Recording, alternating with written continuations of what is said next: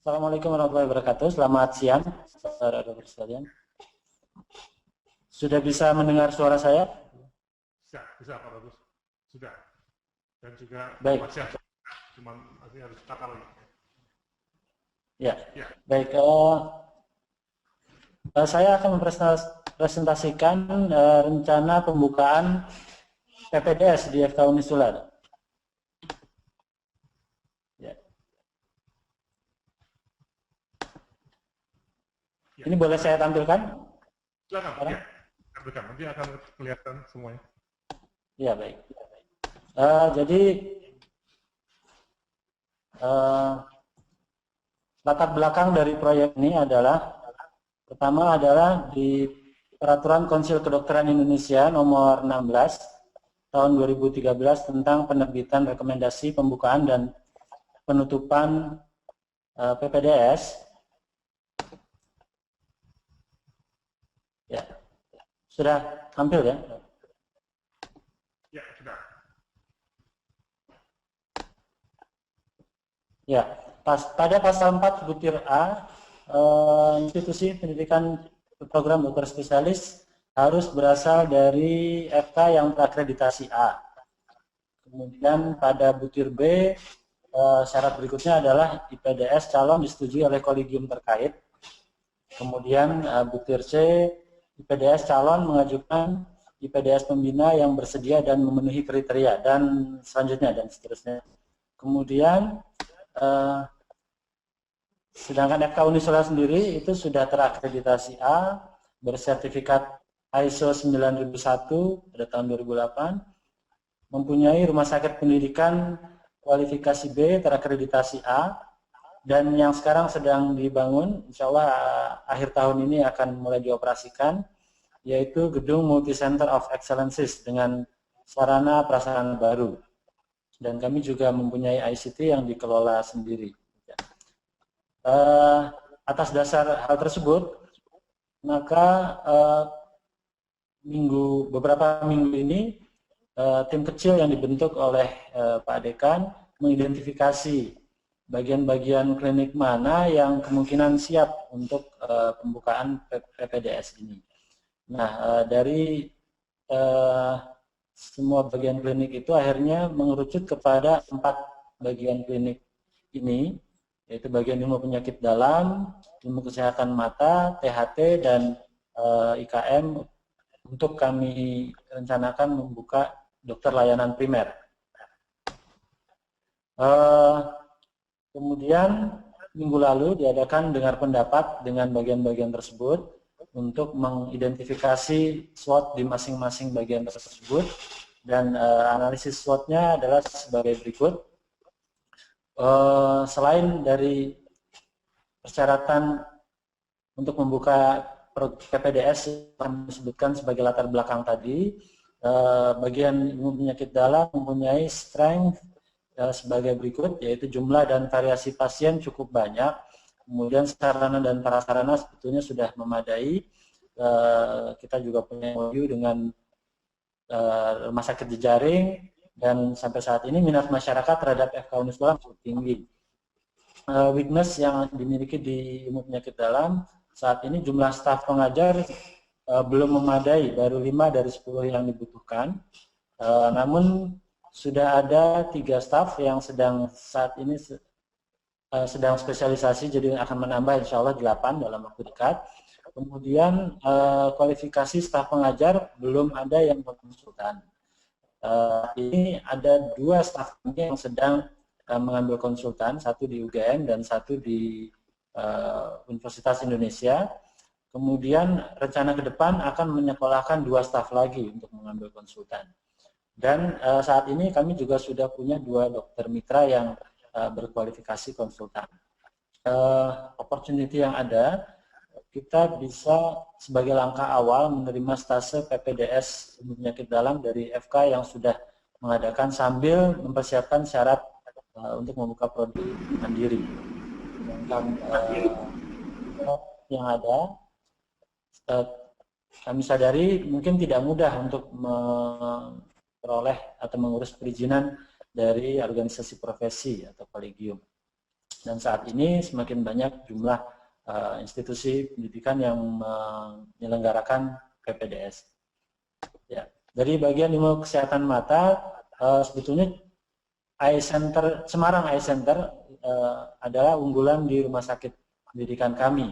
Dengan jumlah pasien yang banyak, sarana dan prasarana memadai, namun sayangnya jumlah pasien yang banyak ini variasinya masih sangat kecil, yaitu umumnya pasien-pasien yang dengan katarak atau pasien yang ingin dilakukan lasik. Dan yang berikutnya adalah jumlah dan kualifikasi staf pengajar yang konsultan belum cukup. Kemudian banyak pasien-pasien di Semarang Eye Center yang enggan untuk dirujuk ke rumah sakit umum pusat Dr. Karyadi karena dengan alasan katanya tidak ingin ditangani oleh residen. Nah, nanti seandainya kita membuka PPDS mata, bagaimana dengan hal ini? Ini masih kami cantumkan ke dalam weakness di tempat kami.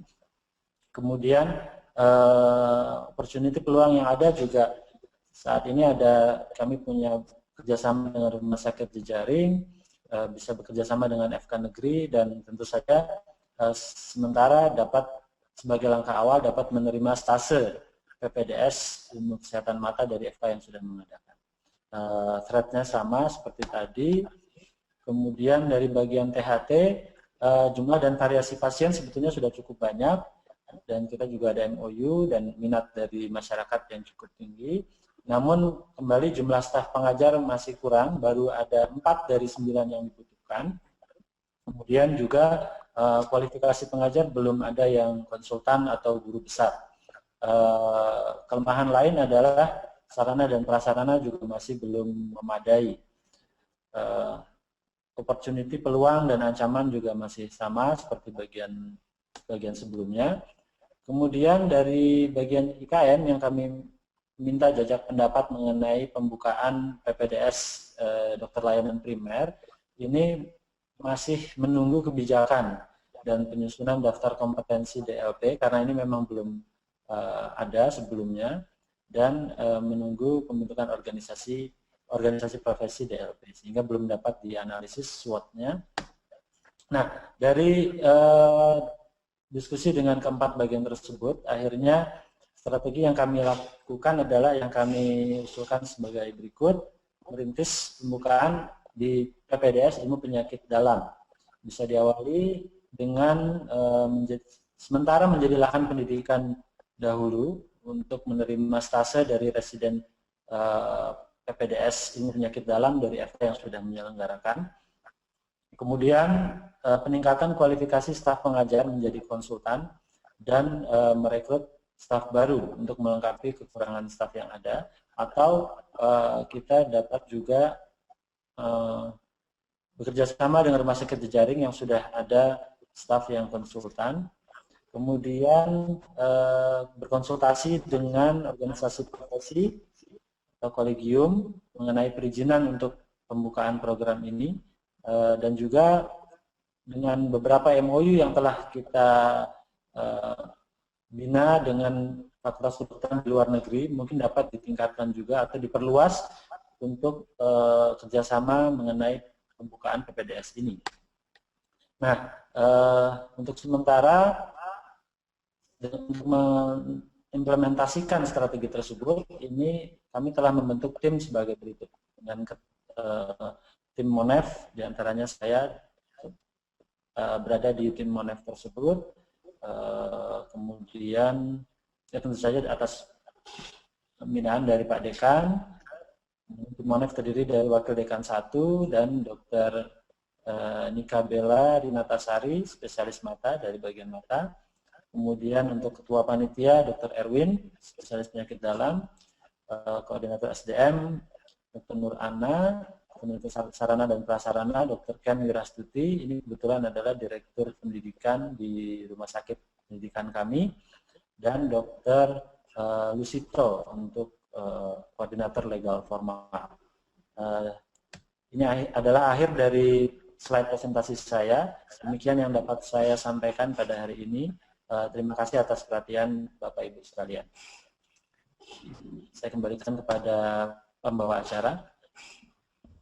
Monggo, Prof. Atau barangkali ada masukan dan saran dari Bapak Ibu sekalian. Ya. Oke, terima kasih Pak Bagus. Jadi ini menarik, ada satu proyek pengembangan yang sangat strategis untuk FK Unisula ya, artinya pembukaan PPDS yang selama ini memang belum ada, dan tadi ada dua hal ya, PPDS yang spesialis dan yang spesialis layanan primer yang baru ya. Jadi ada yang baru sama sekali, di Indonesia juga baru, dan juga ada yang sudah ada di Indonesia tapi baru untuk FK Unisula.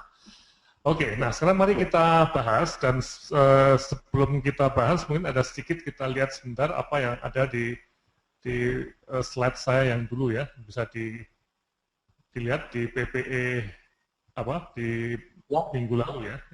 Ya.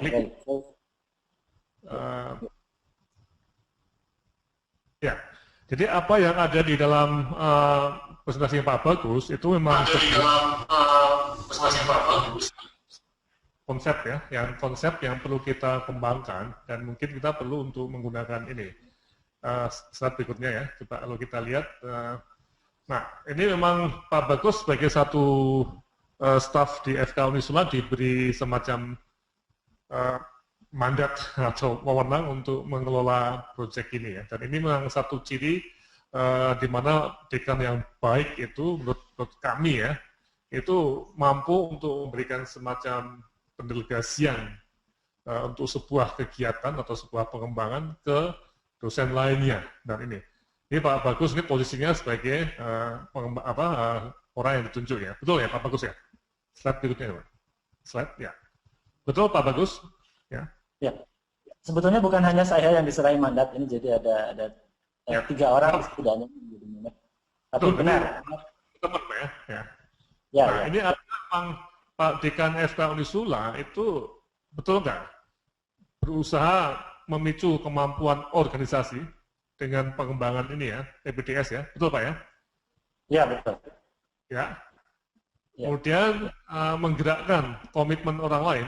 Nah ini, jadi ini yang menarik ya. Jadi dalam konteks diskusi kita, dan nanti bulan depan kita bahas lebih detail pada manajemen proyek ya, itu untuk menggerakkan sebuah proyek itu butuh komitmen ya, butuh waktu, butuh tenaga, mungkin kadang-kadang juga konsentrasi ya, Pak ya. Betul nggak Pak Bagus ya? Ya betul sekali. Nah, nanti kita juga lihat dari FK U4 ya. Kalau pengalaman saya di FK UGM sering jadi penerima mandat ya, diberi mandat dekan untuk ngurus proyek ini, proyek itu. Kadang-kadang proyek yang sangat sulit, misalnya membantu tim FK UGM memimpin, ya, tim FK membantu Aceh selama 4 tahun misalnya. Jadi ini ada semacam pendelegasian wewenang dengan cara menggerakkan komitmen orang lain. Nah, ini slide berikutnya ya. Nah, ini yang perlu kita cermati. Jadi kita sudah mulai sampai di sini, terus ini. Nah, ini ketua yang ditunjuk dalam sebuah kepanitiaan ad hoc atau project ad hoc ini ya, ini tentunya akan berkoordinasi dengan dekan dalam proses ini. Ya. Terus, ya. Nah, sehingga ini pertanyaannya Pak Bagus ya, jadi dalam rangka mengerjakan kegiatan ini kita perlu nggak untuk menggunakan manajemen project Pak? Karena apa yang ditulis oleh Pak Bagus itu menurut saya masih dalam konteks konseptual Pak, tapi belum operasional. Betul nggak Pak Bagus? Ya betul. Ini masih awal sekali. Nanti masih perlu harus kami kembangkan lagi, Prof. Ya. Nah, Pak Bagus sendiri dan teman-teman pernah nggak mendapat semacam kursus manajemen project gitu Pak? Manajemen project saya belum pernah, Prof. Tapi belum, ya? Saya sudah baca slide presentasi Panjenengan, slide presentasi Prof. Laksono, dan saya dapat sekali itu penting untuk pendelegasian proyek dari pimpinan fakultas kepada stafnya untuk pengembangan suatu proyek baru. Dan ini sebetulnya dalam prakteknya kami sudah cukup sering mendapat mandat dari Pak Dekan, baik itu untuk tim akreditasi misalnya, tim pembuka prodi baru. Kebetulan kami juga Fakultas Kedokteran saat ini membawahi prodi farmasi, kemudian prodi S2 juga berada di FK Unisula, dan ketika melahirkan prodi-prodi tersebut itu juga dibentuk tim-tim semacam ini. Dan sebelumnya prodi keperawatan yang sekarang sudah lepas dari FK Unisula yang sudah berdiri sendiri. Ya, oke. Jadi kalau begitu Pak Bagus sering ya mendapat mandat untuk mengerjakan sesuatu ya. Betul Pak Iwang. Pak Iwang, Pak Dika. Berapa kali? Oh? Sudah berapa kali ya? Ya. Nah, ini yang menarik ya. Jadi ketika bicara mengenai pengembangan ini ya, penyerahan tadi, itu memang itu juga bagian dari regenerasi kepemimpinan sebuah fakultas kedokteran ya. Karena dengan seorang dosen itu mengerjakan proyek-proyek khusus atau kepanitiaan-kepanitiaan tertentu ya, ini sebenarnya suatu tempat latihan untuk menjadi pemimpin. Dan yang kita tahu pemimpin itu ada dua macam ya, ada pemimpin dalam konteks struktural ya, itu para dekan, para wakil dekan ya. Tapi juga ada pemimpin yang dalam bidang keilmuan. Ya. Pemimpin keilmuan tentunya pemimpin yang followernya itu bukan fakultas saja ya, tapi juga dia pemimpin ilmu bedah, mungkin seluruh Indonesia atau dunia akan menjadi pengikutnya ya. Dan ini sangat menarik. Mereka juga perlu ada semacam pemahaman mengenai manajemen proyek. Jadi menjadi pengelola kegiatan itu bukan berarti nanti harus jadi dekan, tidak ya. Tapi juga akan bisa terlatih untuk mengelola sebuah program, proyek, dan akan bisa dipakai untuk mengembangkan kepemimpinan dalam bidang ilmunya ya. Jadi ini regenerasi. Betul nggak Pak Iwang? Pak Iwang ada? Pak Iwang? Ya, Prof. Ya. Jadi ini masuk dalam konteks regenerasi Pak. Artinya ketika memilih orang tadi ya, atau tim tadi, itu juga ada yang muda-muda nggak Pak yang dipilih Pak? Atau gimana Pak? Bisa ceritakan prosesnya memilih orang ini gimana Pak? Ya, pertama memang yang kita lihat adalah track record Pak ya. Pak Bagus ini juga beberapa kali sebelum beliau sekolah di Jepang dulu, itu bekerja sama dengan saya ketika saya masih menangani akreditasi, beliau tidak terlibat di sana. Itu menghasilkan sukses story kita A gitu kan Pak ya. Kemudian setelah beliau pulang dari Jepang, beliau juga terlibat di prodi, pembuka prodi S2 biomedik dan sebagainya. Nah sekarang ini tantangannya saya kira lebih berat lagi, kebetulan beliau sudah masuk di jajaran bedah klinik. Sehingga ya saya panggil lagi untuk beliau karena di klinik yang lebih berpengalaman hanya beliau, didampingi oleh kaprodinya yaitu Bu Bella itu Pak Prof. Jadi dasar pemilihannya seperti itu, dan nanti kewajibannya termasuk membina tadi ya struktur di bawahnya itu Prof. Sebagai tim Monef nanti tugasnya salah satu memonitor kemudian melaporkan dan kalau perlu melakukan pengembangan. Sebetulnya kepada semua staf kita sudah lakukan workshop beberapa waktu yang lalu dengan menghadirkan narasumbernya Pak Bambang Supriyadi Prof. Ketua Kopertis Wilayah 5 ya Prof ya. Prof. Ya, beberapa waktu yang lalu kita memang sudah mengundang beliau untuk memberikan workshop kepada seluruh staf kami tentang bagaimana mengelola sebuah program, membuat sebuah program project gitu. Ini mau salah satunya mau kita implementasikan juga di tim yang dibentuk Pak Bagus tadi yang Dr. Erwin dan 3 teman yang lain itu, Bro. Ya, oke. Ya, jadi saya kira ini menarik ya, pengembangan atau pemberian wewenang atau tugas ini oleh Fakultas Kedokteran Unisula Pak Iwang itu diberikan berapa bagus dengan track record yang jelas ya, mungkin dari proyek yang agak kecil, kemudian jadi kecil dan lebih besar lagi, kemudian besar lagi. Dan ini saya kira memang betul ini proyek yang cukup rumit karena juga menyangkut tadi yang Pak Bagus juga katakan ya. Butuh komunikasi dengan orang luar yang sangat canggih nih untuk para kolegium ya, pengelola kolegium supaya mereka setuju untuk membuka minimal 3 PPDS baru di FK Unisula. Ini tidak gampang. Oke, ya saya kira ini menarik ya. Jadi nanti Pak Bagus ya, nanti kita mencoba mulai setelah Lebaran ya, setelah kita selesai presentasi ini, timnya Pak Bagus berapa orang sih? 5 orang, ya? 6 orang ya? Berapa orang? Timnya 6 orang ya. Ya itu kalau bisa setelah Lebaran kita akan banyak membahas mengenai manajemen project ya. Jadi program pengembangan FK Unisula ini kita coba formatkan dalam manajemen proyek, termasuk sejak awalnya apa itu definisi programnya atau proyeknya, apa indikator keberhasilan proyeknya tadi, berapa tahun akan dicapai, dan sebagainya, termasuk nanti juga mencoba untuk menggunakan software yang Microsoft Project ya. Jadi nanti tolong Bapak Ibu semua itu mengisikan di Microsoft-nya ya, apa yang disebut sebagai Microsoft Project ya. Nah itu. Nah di situ untuk bikin project management itu sangat menarik, sangat mudah, bisa bikin Gantt chart dengan mudah dan sebagainya ya. Oke, saya kira ini Pak Bagus, karena waktunya sudah jam 12:30. Ada pertanyaan atau komentar dari teman-teman lainnya dari FK lain tentang apa proyek pengembangan FK Unisula ini? Silahkan. Ada Pak Sugianto Ali di sini, ya, ada pertanyaan atau silakan komentar? Ada satu pertanyaan, Dr. Bagus, ada pertanyaan ini dari Unair, dari Airlangga, dari Dr. B. Ketika mau membuka prodi PPDS, apakah sudah ditanyakan ke organisasi profesi tentang kebutuhan saat ini dan 5 tahun ke depan, serta kolegiumnya? Dr. Bagus? Ya, baik, terima kasih atas pertanyaannya. Saat ini memang itu ada tim Dr. Lusito yang kami minta tolong untuk berkomunikasi dengan kolegium atau organisasi profesi penyakit dalam.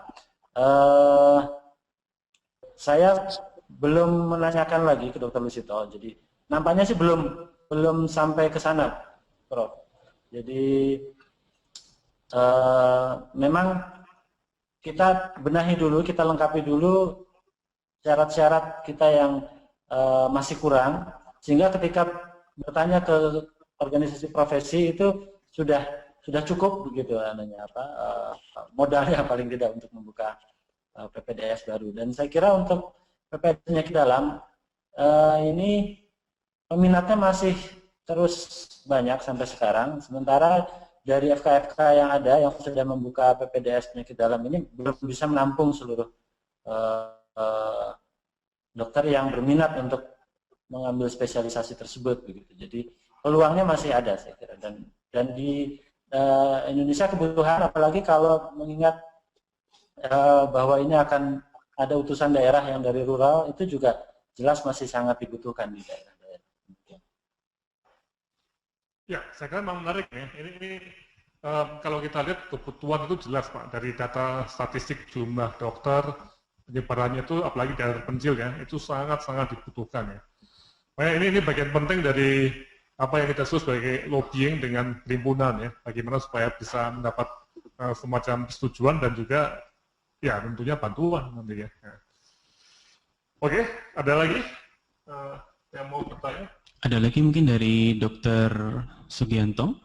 Apakah ada pertanyaan atau tanggapan, atau mungkin dari Dr. Zulkarnain dari Unsri?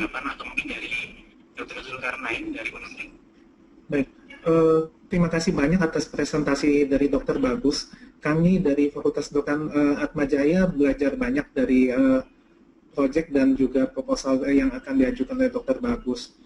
Terus terang kami sendiri memang sempat dalam salah satu diskusi yang diperbincangkan adalah pembukaan PPDS, tapi tampaknya tim dan teman-teman masih belum berani melangkah sejauh itu. Jadi kemudian ya buat kami ini masukan dan juga pembelajaran apa yang disampaikan oleh Dr. Bagus tadi. Terima kasih banyak. Oke, terima kasih pada Dr. Sugianto. Kemudian Dr. Zulkarnain, apakah ada komentar sebelum kita masuk ke presentasi kedua? Dr. Sutiarso, silakan. Bapak Sutiarso. Ya. Ini wakilnya, wakil dekan 1. Mohon maaf, Pak Dekan ada di sebelah saya. Mau menanyakan kepada Dr. Bagus Herlambang, berkenaan dengan PPDS yang tadi disebutkan ada 3-4 PPDS yang akan dikembangkan. Apakah itu waktunya secara bersamaan atau bertahap? Yang saya tanyakan. Silakan Pak Bagus atau Dr. Iwang untuk menjawab. Ya, baik. Terima kasih atas pertanyaannya, Dok. Ini akan kami awali dengan bagian ilmu penyakit dalam dahulu. Ya. Pertama adalah bagian ilmu penyakit dalam, kemudian dilanjutkan dengan dua bagian yang lainnya, mungkin dari ilmu penyakit mata dulu, ilmu kesehatan mata. Baru yang kemudian adalah ilmu THT. Lihat dari kesiapan dari staf dan sarana pelaksana sarana yang kami miliki sekarang. Ini yang lebih siap dahulu adalah ilmu penyakit dalam. Jadi saya kira penyakit dalam dulu. Dan itu pun juga barangkali akan diawali dengan menjadi salah satu tempat stase dulu. Jadi belum membuka prodi mandiri. Jadi tempat stase, barangkali ada FK lain yang akan memampirkan presidennya untuk stase di rumah sakit pendidikan kami, maka kami akan terima itu dulu. Akan bekerjasama dengan FK yang ada seperti itu. Apakah masih boleh bertanya? Apakah masih boleh bertanya? Justru dengan proyek tentu akan kelihatan nanti bagaimana pembagiannya tuh, pembagian waktu dan sebagainya. Dr. Setiarto tadi? Masih bisa bertanya ya? Iya, silahkan. Yang berikutnya ini sebenarnya di FK Unila juga ada program yang sama yang ingin mengembangkan PPDS, karena di PPDS FK Unila memang belum ada sama sekali. Dari yang saya baca, salah satu syarat dari program studi adalah harus ada pengesahan dari Senat Universitas ya. Apakah itu sudah dilakukan dan bagaimana, Dr. Bagus? Ininya yang sudah terjadi? Ya, baik. Untuk rencana ini memang baru dibicarakan di tim kecil ini, Dok. Jadi tim kecil yang kami buat, dekan, wakil dekan 1, 2, kemudian Kaprodi Pendidikan Klinik, kemudian saya sendiri, dan wakil-wakil dari 4 bagian klinik tadi. Jadi untuk menanyakan ke Pak Senat belum.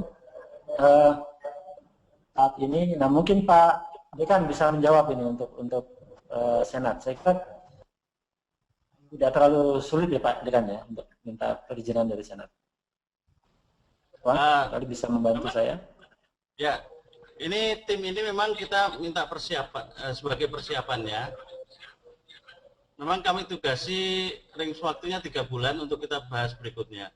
Untuk maju ke Senat itu biasanya kita harus perfect dulu Pak. Jadi kalau sudah matang semua, karena kebutuhan permintaan di Senat itu nanti dalam rangka untuk pengajuan izin prodinya ke Dikti dan sebagainya. Jadi untuk sementara memang kita baru sounding aja ke Pak Rektor dan itu dipersilahkan. Dan kita sedang mempersiapkan itu dalam waktu 3 bulan ini.